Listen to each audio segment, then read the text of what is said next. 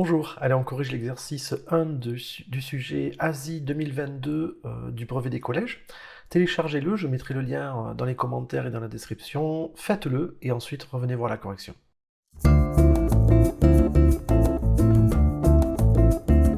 C'est bon? Allez, on y va.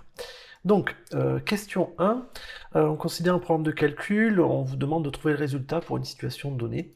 Donc moi, ce que je propose, c'est de reformuler le problème de calcul comme ça. J'ai plus l'habitude de le faire comme ça, donc je mets le nombre de départ, je soustrais, je multiplie, etc. C'est la même chose, hein. Prenez le temps, mettez en pause et prenez le temps de remarquer que c'est la même chose. Alors, qu'est-ce qui se passe? Nombre de départ, on me dit que c'est 10. Donc je vais remplacer par 10 ici. Je soustraire 7. Ben, ça fera 10 moins 7. 10 moins 7, ça fait 3. Multiplié par 5, ben, ça fait 3 fois 5. 3 fois 5, ça fait 15. Et ensuite, soustraire le double du nombre de départ. Alors le nombre de départ, c'était 10. Le double de 10, c'est 2 fois 10. D'accord? Donc on va se retrouver avec du 15 moins 2 fois 10. 2 fois 10, ça fait 20. 15 moins 20, ça fait moins 5. C'est bon, on a trouvé ce qu'il fallait. Bon, première question, donc, assez facilement faite. On va passer à la deuxième question.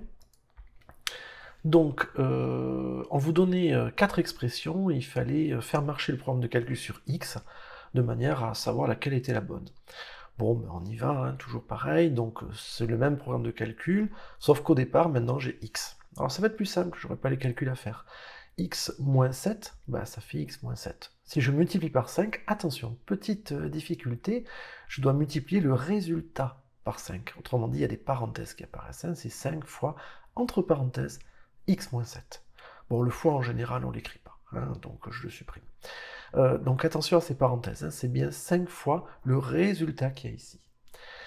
Maintenant, je dois soustraire le double du nombre de départ. Alors le nombre de départ, c'est x. Le double du nombre de départ, c'est 2x. Donc je vais enlever 2x. 5 facteur de x moins 7, moins 2x. Alors, si on regarde bien, j'avais 4 expressions. X moins 7 sans les parenthèses, l'expression A, bon, ben, c'est l'oubli des parenthèses, hein, c'est l'erreur habituelle. L'expression B, ah ça c'est l'erreur habituelle, on confond le double et le carré. Hein. Attention, le double c'est 2 fois x, c'est x plus x, alors que le carré c'est x fois x carré.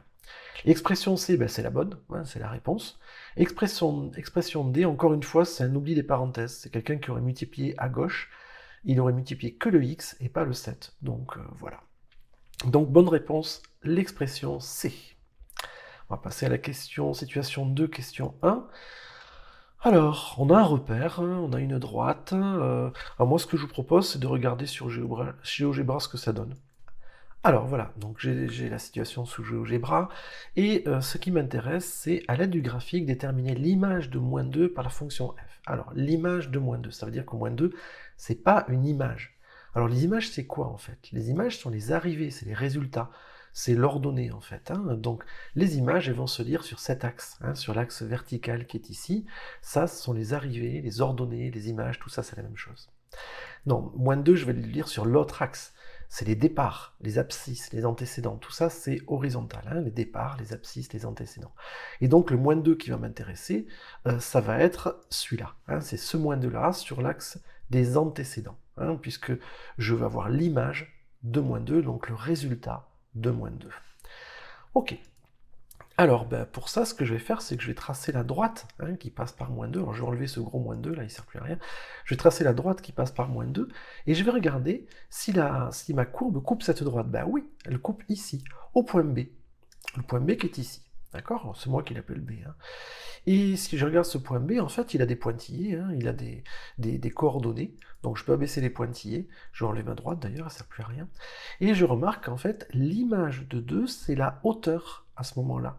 Donc déjà, on voit que cette hauteur, elle est négative, et en fait, elle vaut moins 4. D'accord? Donc cette hauteur, elle vaut moins 4, on le voit ici. Donc l'image, je le lis sur l'axe des images, bien sûr, l'axe des ordonnées, et ici, ça vaut moins 4. Bon, on écrit une phrase bateau du style « l'image de moins 2 par f est égale à moins 4 ». C'est bon? Allez, on va passer à la situation suivante. Alors, on va regarder cette situation 2. Donc, cette fois, on veut l'expression de f en fonction de x. Ok. Alors, il y a quelque chose qui est fondamental dans l'énoncé, c'est que f est linéaire. On le voit, hein, c'est une droite qui passe par l'origine, mais tant que c'est pas dit, on ne peut pas affirmer que c'est une droite. Donc là, on va appliquer notre cours directement. Hein. Donc, situation de question 2, la fonction f est une fonction linéaire. Et donc, du coup, ce que je peux dire, c'est qu'elle s'écrit f de x égale à x. Il existe un nombre a que je vais chercher, tel que f de x s'exprime f de x égale a fois x. Bon, mais j'ai une information qui est super importante dans le graphique, c'est qu'elle passe par le point de coordonnées 3, 6, le point A, hein, qui a été marqué, donné par l'énoncé. Donc je vais l'écrire, mais je sais que le point de coordonnées 3, 6 appartient à la courbe. Ça veut dire quoi? Ça veut dire que l'image de 3, c'est 6. Autrement dit, f de 3 est égal à 6. Ouais, mais dans ce cas, ça veut dire que f de 3, je peux l'écrire de deux façons différentes. F de 3, je peux l'écrire 6, mais je peux aussi l'écrire a fois 3. Et donc finalement, a fois 3 est égal à 6. Alors ça, c'est un raisonnement qui est souvent difficile en troisième. Hein. En fait, on regarde le nombre f de 3 et on l'exprime de deux façons différentes. Première façon, en lisant sur le graphique, on voit que f de 3 est égal à 6. Deuxième façon de dire f de 3, ben on sait que c'est linéaire, donc c'est a fois x. Et x, il vaut 3, donc c'est a fois 3. Et donc finalement, comme c'est f de 3 dans les deux cas, on n'obtient que a fois 3, et ben en fait, c'est 6. Et on obtient une équation. Bon, cette équation, on la résout de façon directe, hein, elle est évidente. Sa seule solution, ben, c'est 2. Hein, 2 fois 3 égale 6. Alors là, bon, à votre niveau, vous pouvez très bien accélérer et marquer juste cette phrase-là. Donc finalement, a vaut 2, et f de x est égal à 2 fois x. C'est bon, j'ai trouvé l'expression de f. Allez, on passe à la situation suivante. Donc, situation 3. Cette fois, on a une pyramide et on voudrait calculer son volume, savoir s'il est supérieur ou pas à 20 litres. Et là, on va avoir un souci de conversion, hein, puisqu'en fait, on a des centimètres, ce qui va nous donner des centimètres cubes, et il faudra passer au litre. Bon, on va voir comment on va se débrouiller. Déjà, première chose, moi j'aimerais bien voir cette pyramide. On me demande de calculer son volume, donc je lui donne un nom, hein, j'appelle V le volume demandé, et là tout de suite je balance ma formule que je connais par cœur, R de la base fois hauteur divisé par 3. Si vous ne la connaissez pas, c'est le moment de l'apprendre. Hein. Alors, R de la base fois hauteur divisé par 3, c'est quoi la base en fait? Ben, la base, c'est ce quadrilatère qui est ici, hein. Et ce quadrilatère en fait c'est un rectangle. Donc, alors comment il s'appelle? Il s'appelle EFCD, donc c'est R de EFCD fois hauteur divisé par 3. Et l'R de EFCD, c'est quoi? En fait, c'est longueur fois largeur, puisque c'est un rectangle. Donc c'est ED fois DC. ED et DC, je les connais. Donc en fait, ça va être ED fois DC fois hauteur. Alors je vous ai mis en gras hein, les côtés concernés. ED fois DC fois hauteur. Alors je ne remplace pas tout de suite, hein, j'ai toujours pas travaillé ce que c'était que hauteur, donc maintenant je vais travailler sur la hauteur. Bon, la hauteur de la pyramide, c'est plus litigieux. L'angle droit qui est ici, manifestement, ils ont fait une tentative d'angle droit, mais graphiquement, on peut dire que c'est laid quand même. Hein. C'est assez laid. Et comme il n'est pas dit dans l'énoncé que GH, c'était la hauteur de la pyramide, ben, on va imaginer que ça, ce sont des angles droits et que ça marche. Okay, on va imaginer que GH, c'est la hauteur. Bon, ce segment-là, hein, je l'ai mis. Donc, ça fera du ED fois DC, donc ça c'est R de la base, fois GH, la hauteur qui est ici. Bon, très bien, maintenant je vais remplacer, ED c'est 30, DC c'est 40, GH c'est 55, divisé par 3, je balance tout dans la calculatrice, je trouve 22 000 cm3, et là, il faut que je me souvienne de mes tableaux de conversion. Le voilà, mon fameux tableau.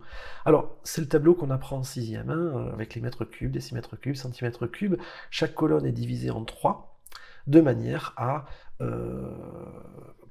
pouvoir tenir compte des 3 dimensions.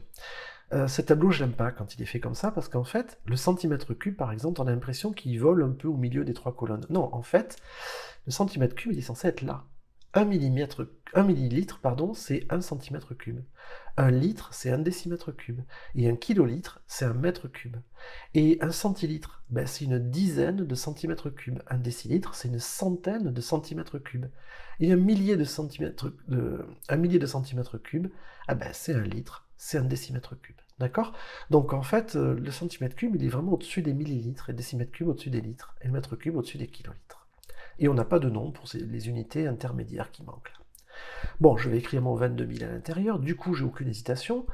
22 000 i se met là, puisque ça c'est la colonne des centimètres cubes. Je regarde mon tableau, et je me rends compte qu'en litres, ça fait 22. donc je peux convertir. Finalement, mon volume, c'est 22 litres, et je peux conclure que la pyramide est un volume bel et bien supérieur à 20 litres, puisque ça fait 22 litres. Voilà, ça termine la correction de cet exercice, qui n'était pas très long. N'hésitez pas à commenter, à mettre des likes si jamais ça vous a été utile. À bientôt, au revoir.